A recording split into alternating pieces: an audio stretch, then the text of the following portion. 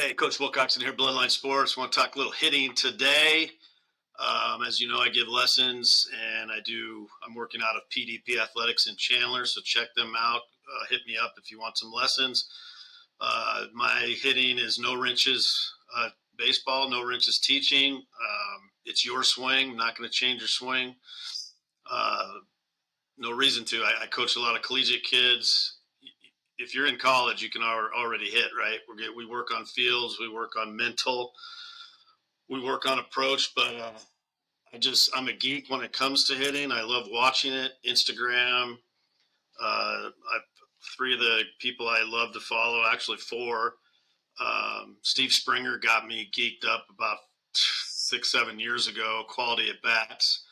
And as you guys know, I have a Q rating that I developed, and it's based on his philosophy and what a quality at bat is. Because I agree with him, the batting average is the worst stat in the history of sports. Doesn't show me what kind of teammate you are, what if you can take the extra base, if you can dive for a ball, if you can see 7, 8 pitches in a bat and you still get out.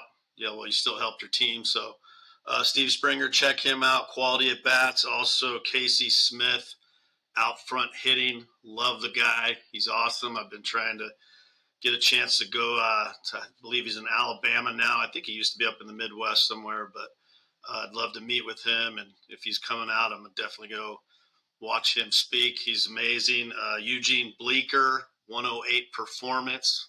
Absolutely love him. The mustache. He's got Lance Berkman on quite a bit, and Lance was one of my favorites back in the day. So check those guys out. Also, check out one of our hometown girls, Briona Peralta. She is with Mind Over Grind. That is her Instagram page. And I've been saying this for years. Some of you guys know, I have a golf background, and I used to teach golf, played golf professionally for about 5 years. But I used to, when I gave lessons, I would tell my students, stop watching Tiger Woods. You're never going to swing like him, okay? If you want to get better, watch the women. Watch the LPGA. They all have good rhythm, good balance. They don't swing too hard. That's how we should golf, right? So speaking of that, I wanted to talk about what's frustrating me with when I watch people give lessons or I listen to people on the internet. There's a certain guy out there that's driving me crazy, driving a lot of us crazy, but there's no one way to teach hitting. And mechanically, it will just screw us up if we think about mechanics all the time. I've said this for years. Did Michael Jordan think about where his elbow was when he was shooting a free throw? No, he focused on making the shot, right? But there's three things that all great hitters do in common, okay? They load early, they load slow, and they have good balance. That's it. Springer teaches slow feet, quiet head, fast hands. I love to teach that too. Slow feet, quiet head, fast hands, okay? But load early, load slow, and have good balance, okay? Everybody's going to have a different bat path, different angle. Some people feel like they're hitting down. Some people want to hit up. But there's no real right way to do it. Consistently, I think to hit consistent, if your swing is a little bit flatter than what we're teaching now, what people out there are teaching, yes, we want to be on plane with the ball. So if the ball's slightly coming down, we're going to have a slight uppercut. But I still think the flatter swings are the ones that hit the higher batting averages, but we don't care about the batting average, right? But we want to hit line drives. We want to backspin baseballs. That's all we care about is backspinning the baseball. So to do that, we should have a smaller barrel. We don't need a big barrel, okay?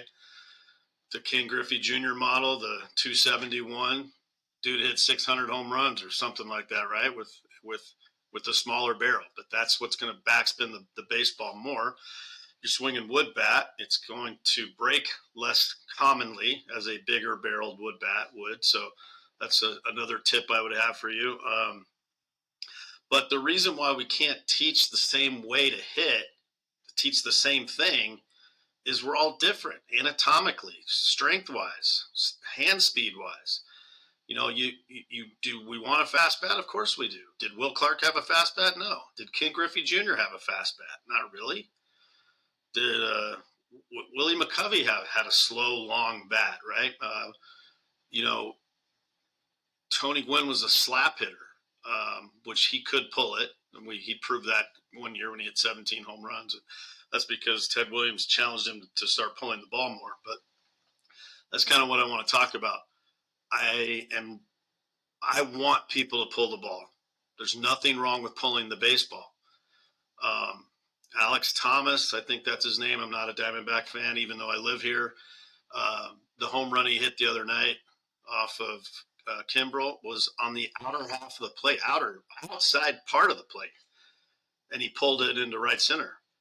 So if he was thinking go the other way and inside out, would he have hit that home run? No, he wouldn't have. There's nothing wrong with pulling the ball. I think we're getting away from it. I think what we're doing is, as Lance Berkman said the other day in one of the Eugene Bleeker's Instagram posts, was he's starting to see that nobody can backspin the baseball to the pull side. And I agree, because there's so many people teaching hit the ball the other way, hit the ball the other way. You don't have to hit the ball the other way. If you can use all fields, it's a benefit, I guess. But I want to start seeing guys ambush more. I mean, that's how I've always taught. My philosophy on hitting is we're going to swing at every pitch. It's the only way to get ready to hit the 97-mile-an-hour fastball, right? So we have to be in ambush mode until we get 2 strikes, and then really look down the middle and adjust out or in. When I was playing back in the 80s and 90s, it was we looked outside and we adjusted in. But it's easier to look middle with 2 strikes and adjust out or in. But a lot of it too is guessing. Like George Brett said, if hitting was a reactionary type movement, skill, whatever, no one would hit 200. We have to have an idea of what we're getting, and that's what some of the greater hitters do. But wanted to share some stuff with you real quick. These are some spray charts that, I don't know if I can. I will actually do part 2 to this video and get the spray charts up, and you'll be a little bit blown away at, I got Mookie Betts, Acuna, Schwarber, I think Harper, I got Freddie Freeman. I think you'll be surprised at their spray charts and where they're hitting the ball.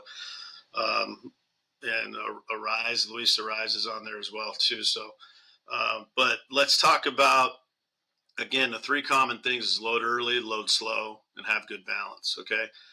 Some people stride, some people leg kick, some people don't stride. So there's no right or wrong answer to that. It's what makes you comfortable. Being comfortable is half the battle. Being confident is the majority of the battle. Some of us swing. When I coach in the college levels, we got kids swinging 32 to 34 and a half inch bats. That's a big difference. Some of the big leaguers swing 35s. So a 32 inch, 29 ounce bat is a lot different than a 35, 32, right? So some of our levers are shorter, some of them are longer. Altuve is showing us that you don't have to be big to be a hitter, but you have to be strong. I've said for years, some of the smaller guys I think have a better advantage because the shorter levers can get quicker to the ball. They have a smaller strike zone, etc. But why would we teach Altuve to swing like Judge, and everybody else in the middle? So if you are a pull hitter and that's what works for you, why would I change you? If you like to leg kick and that's what works for you, why would I change you? I want to change your mental approach. I want to change your body language. I want to change. The only thing I want to work on is load early, load slow, and have good balance. So with that being said, the things that we can do to be better hitters is really watch, be a student of the game. One of my favorite things to do, what I used to do with my son, is we'd watch a baseball game and we'd have to predict the next pitch. And so I would go first, and I'd say, okay, I think high fastball, and he would counter, and then he got to go first, and I would counter, or you could agree, and see how good you can get at that, because pitchers have routines. Pitchers do tip. Going back to pulling the ball or hitting the ball the other way. Speaking of pitchers, some pitchers can't get arm side. They're all glove side, right? Boom. And if it works for them, why change it? So to me, that's the kind of the equivalent of glove side, arm side to pull hitter to oppo hitter. Do we want to be able to hit opposite field balls? Of course we do. And it's a good practice routine, but hit it where it's pitched. And you can still pull the outside ball. It's not pulling off the ball. That Alex Thomas didn't pull off the baseball. He just pulled an outside pitch. Sandberg made a living doing it. So, that's my advice. Again, follow Steve Springer, follow Casey Smith. So it's going to be quality at bats, out front hittings, Casey Smith, Steve Springer's quality at bats. Eugene Bleeker's 108 performance. Awesome. Talks about effort, slowing the effort down, not maximizing the effort. And Brianna Peralta is mind over grind. She's awesome. All-American, I believe, shortstop at Arizona State. She's got a place in Chandler right across the street from PDP Athletics. Any of those softball girls out there watching that are here locally, go check her out, man. She's awesome. Speaking of effort, I'll end with this on the effort part of it. Is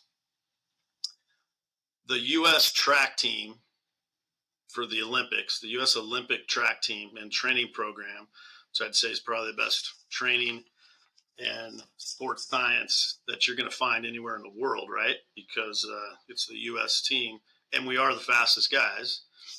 I know Usain Bolt's been doing that, but we've been winning. We usually win 2 medals in the 100 meter, just about every Olympics. But what they did, they started working on effort, and they all their research they found that when the sprinters run at 85% effort, that's the fastest they will run.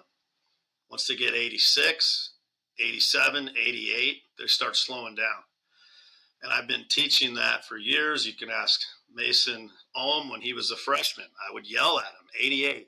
88 that's the number I came up with. And then I read this about a year ago, but I would, because Mason would overswing because he was a big kid. He still is. He's playing down at Arizona Western and having a great fall. But I always thought he was overswinging, and because he was one of the only freshmen that could really hit the ball out of the park.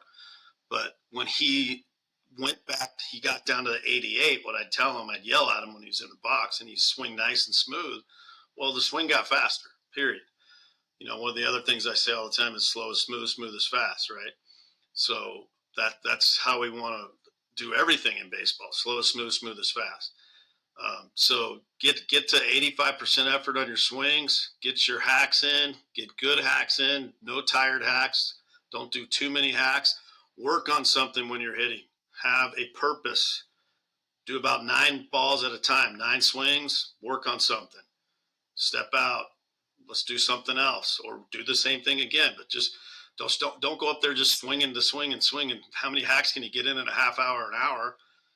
Work on something. Make it a purpose. All right. Have a great day. We'll talk to you soon.